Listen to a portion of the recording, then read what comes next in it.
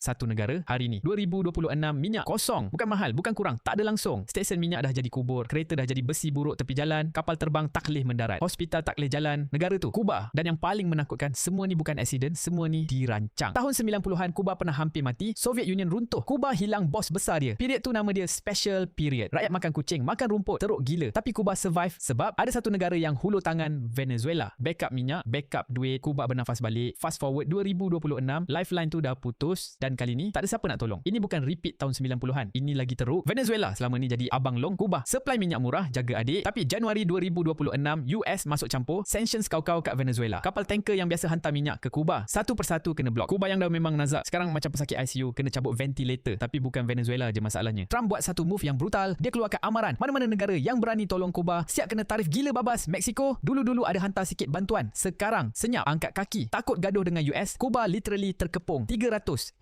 darjah. Tak ada siapa berani hulur tangan, tak ada siapa berani cakap. Satu pulau terkurung. Dan kesan dia, korang belum ready untuk dengar ni. Bukan kereta je berhenti, kapal terbang pun tak boleh mendarat. Aviation fuel habis, licin, tangki airport kosong macam tin sardin dah kena jilat. Canada airline utama yang bawa pelancong masuk Kuba, semua flight digantung. Toronto cancelled, Montreal cancelled, Mexico City yang cancelled. Pelancong tak ada, duit tak ada masuk. Tourism yang selama ni jadi nadi ekonomi Kuba flatline, mati. Tapi yang buat Daus paling sedih slide lepas ni, cuba sekarang bukan abad ke-21, Kuba sekarang zaman purba. Elektrik dapat beberapa jam sehari, lepas tu gelap satu bandar. Rakyat masak atas bumbung rumah guna kayu api. Malam anak-anak buat homework bawah lilin. Nak jumpa doktor, hospital ada, ubat tak ada. Generator hospital pun tak boleh jalan sebab tak ada diesel. Presiden terpaksa catu minyak yang tinggal sikit untuk ambulans je. Untuk bomba je, rakyat biasa, korang pandai-pandai lah hidup. Tapi kenapa US buat semua ni? Jawapannya gelap. Ramai ingat US just nak hukum Kuba. Tak, lebih dalam dari tu. Trump dia nak deal cepat, nak Kuba tunduk, sign agreement, settle. Tapi orang kanan dia, Marco Rubio, Secretary of State, anak imigran Kuba sendiri, dia main game lain. Rubio tak nak deal, Rubio nak kubur rejim komunis Kuba sampai tak ada tulang tinggal. Dan minyak jadi senjata dia yang paling senyap, paling berkesan. Dan strategi dia, korang dengar ni mesti rasa seram. US tak akan hantar tentera ke Kuba, dah kena dulu. Bay of Pigs 1961, malu satu dunia, tak nak repeat. So strategi baru, 3 step je. Lapar, marah, jatuh. Biar rakyat Kuba sendiri yang bangun, biar rakyat sendiri yang tumbangkan kerajaan. US jimat peluru, jimat tentera, biar orang dalam buat kerja kotor. Kejam, memang kejam, tapi itulah permainan kuasa besar. Tapi ada satu benda US tak kalkulate. Kalau Kuba betul-betul collapse, bukan seorang dua yang lari, juta-juta rakyat akan naik boat, naik rakit, naik apa saja yang terapung arah ke Florida. 90 batu je, renang pun boleh sampai. US nak jatuhkan Kuba, silap-silap Trump yang pening. Berjuta pelarian kat depan pintu rumah, nak tutup, dunia kutuk, nak buka, bajet hancur. Ironi paling gila 2026.